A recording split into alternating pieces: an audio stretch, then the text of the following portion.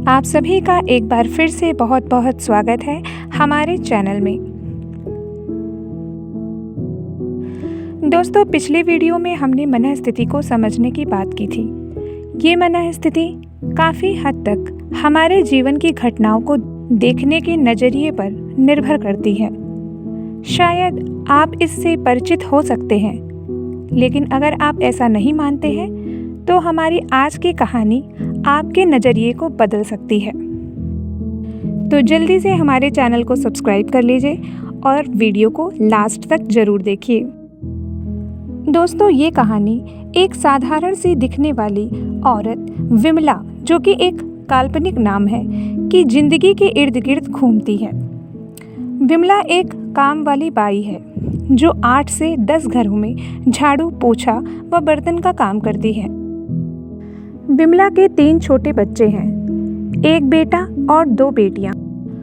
विमला के पति की मृत्यु हुए 2 साल बीत गए हैं। पति एक दुकान चलाता था, लेकिन एक दिन रास्ते में अचानक एक्सीडेंट में विमला के पति की मृत्यु हो गई। पति की दुकान उधारी चुकाने में बिक गई। विमला पर पति की मृत्यु और उसके बाद दुकान बिक जाने से विपत्ति का पहाड़ टूट पड़ा था। अपने 3 बच्चों और खुद का पेट पालने के लिए विमला को काम वाली बाई बनना पड़ा, क्योंकि विमला ज़्यादा पढ़ी लिखी नहीं थी। 8 से 10 घरों में काम करके भी विमला अपनी ज़रूरतों को पूरा नहीं कर पा रही थी और ना ही अपने बच्चों को अच्छा भविष्य दे पा रही थी। इसी बीच विमला के बेटे की तबीयत खराब रहने लगी। विमला अपने बेटे को एक डॉक्टर के पास दिखाने के लिए ले गई।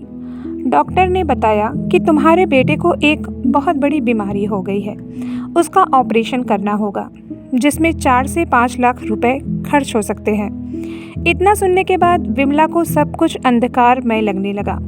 उसे कुछ भी सूझ नहीं रहा था। उसके जहन में हजारों सवाल चुभने लगे। उसकी आंखों से सिर्फ आंसुओं की धारा बह रही थी। बगैर कुछ कहे कुछ बोले विमला अपने बेटे को लेकर वापस घर आ गई। इधर चारों तरफ कोरोना रूपी बीमारी ने कोहराम मचा रखा था।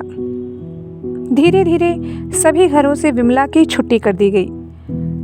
केवल एक घर था जहां विमला अभी भी काम कर रही थी। जहां एक तरफ विमला पर ढेर सारा मुसीबतों का पहाड़ टूट पड़ा था, वहीं दूसरी तरफ काम छूट जाने से वो इन मुसीबतों में रास्ता भी नहीं ढूंढ पा रही थी।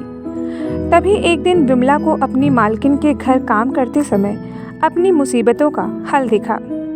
मालकिन अपनी सोने की चेन, जिसकी कीमत तकरीबन 4 लाख रुपए रही होगी, मेज पर रखकर भूल गई थी।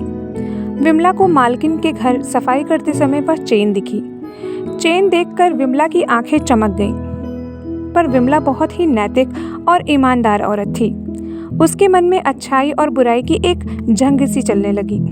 वह कभी सोचती कि चेन बेचकर वह अपने बेटे का इलाज करा लेगी और उसका बेटा मरने से बच जाएगा, पर तभी वो ये भी सोचती कि ऐसा करके मैं मालकिन और ईश्वर को क्या मुंह दिखाऊंगी। इस जंग में विमला एक दो राहे पर खड़ी थी।